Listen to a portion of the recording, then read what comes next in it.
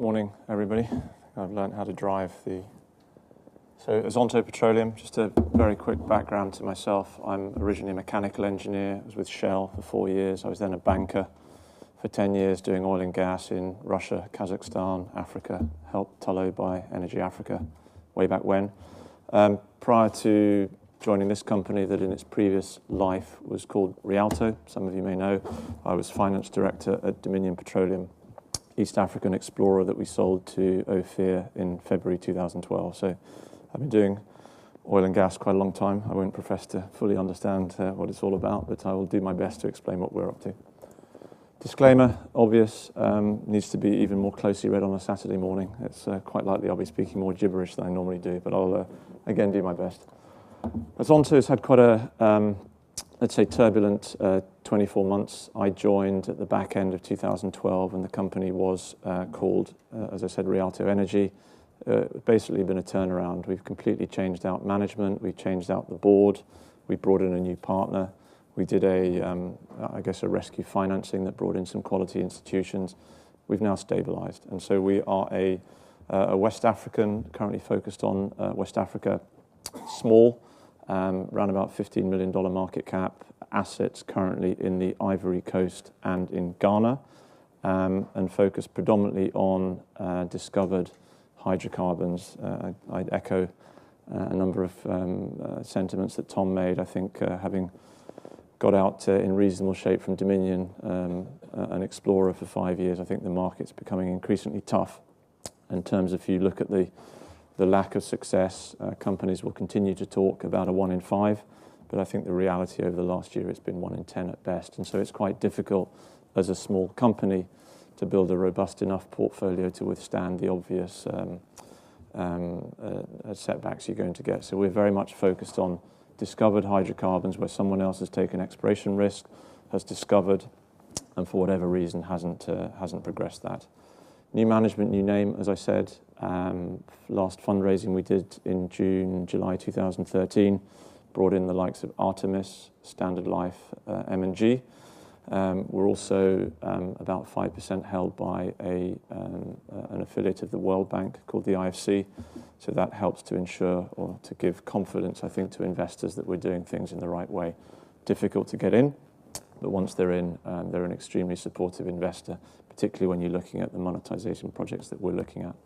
Vitol E&P, Vitol's a large trading group for those of you who don't know.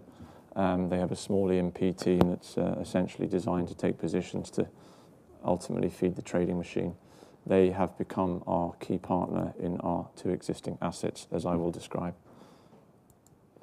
In terms of management team, just a lot of ticks on this slide, doesn't mean a huge amount in itself, but we've put together an excellent team. Myself, I've been joined by a gentleman called Andrew Rose, who some of you may remember in the dim and distant past a success story called Burren Energy.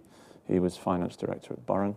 He then went on to Gulf Sands, took a little bit of time out after Gulf Sands, and joined us about 7 or 8 months ago. Technical director has just joined from Tullow, which we're really excited by, a gentleman called Jay Smulders. Gregory Stupnitsky. A lot of the countries we're dealing with are Francophone Africa, so we're very pleased with Gregory because he's a dual national, American, French. I tell people he's got the work ethic of an American and the cultural sensitivity of a Frenchman. And when I told that to a Frenchman, he said, as long as it's not the other way around, we're happy. The other important thing, we're a turnaround. And so we, as a management team, have struck an extremely favourable long-term incentive scheme. We paid competitive salaries, but we're really in this for the upside. And on top of that, we've put in between us over $800,000 in stock, in purchasing stock to date. So in the roughly 12 months that we've been involved in the company, we've actually put more into the company than we've taken out on an after-tax basis.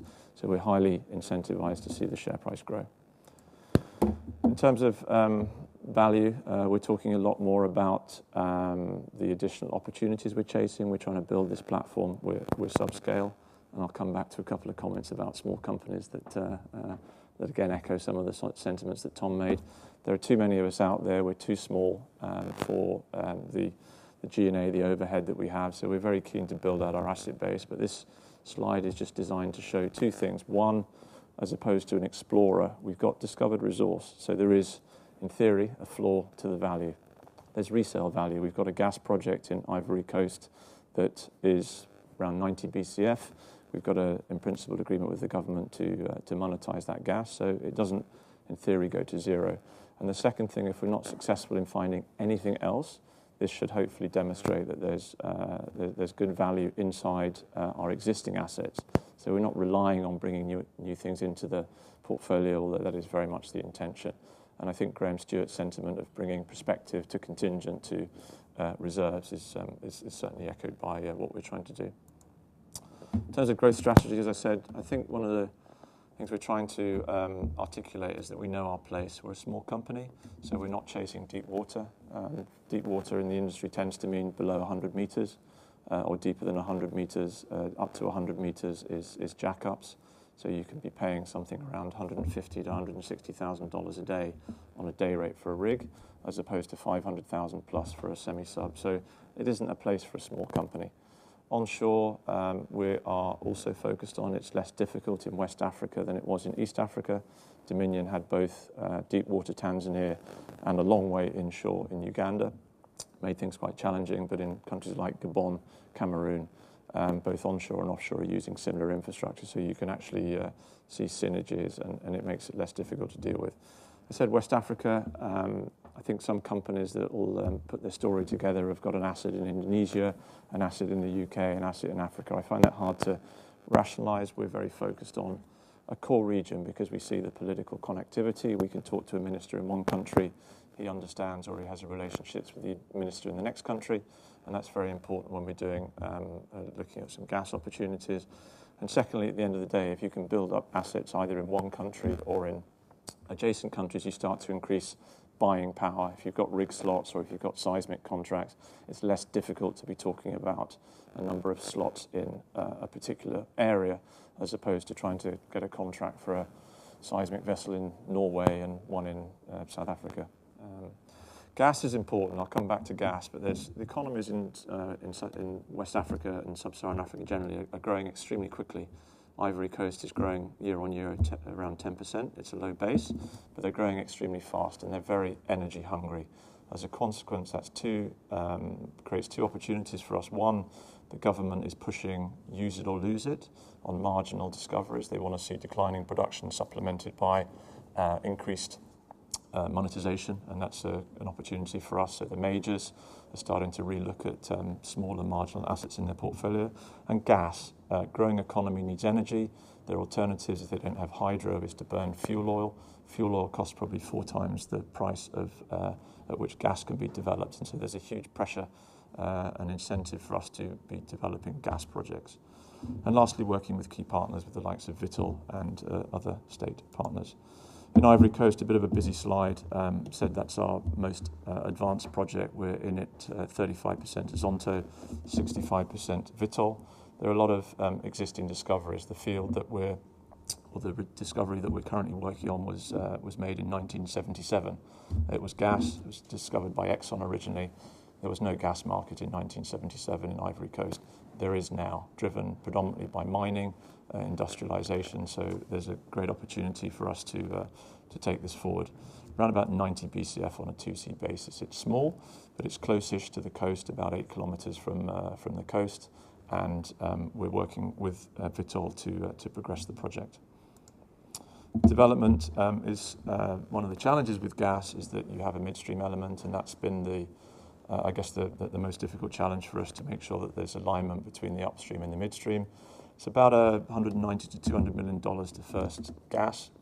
We're moving towards taking sanction. Vitol is providing the first 50, and we're in discussions with the banks for the balance, both the IFC and another number of other banks. Once we are able to move forward to sanction, it's about 14 to 16 months to first gas. On an NPV basis, a net present value to our net share, we think it's somewhere around $40 million, but it's worth nothing until we've actually sanctioned it, and so we understand why our shares are going to trade at a discount right now. We're working hard to bring that forward to monetization. And just to illustrate the significance, it's on a savings basis, it's around about $1.5 billion to the GDP. Now, my economics professor would say that's the wrong analogy, but if you look at it on a scale basis to these economies, it's about 6% of GDP. 6% of UK GDP is around about $146 billion. So you can see the impact of these, even what look like quite small projects, on these economies. They're being taken very seriously, and there's a lot of focus on them in that regard. Beyond Gazelle, there are a number of others. The block we have is interesting in that 15 wells have been drilled through time. 14 have flowed oil and or gas to surface. So it's not an exploration story. It's understanding. It's difficult geology. We've got full coverage of 3D, and the important thing now is to understand how you can start understanding the movement of the channels and where the optimal part would be to put on, to drill and to put on steel to ultimately develop. Just moving forward so I can see the clock.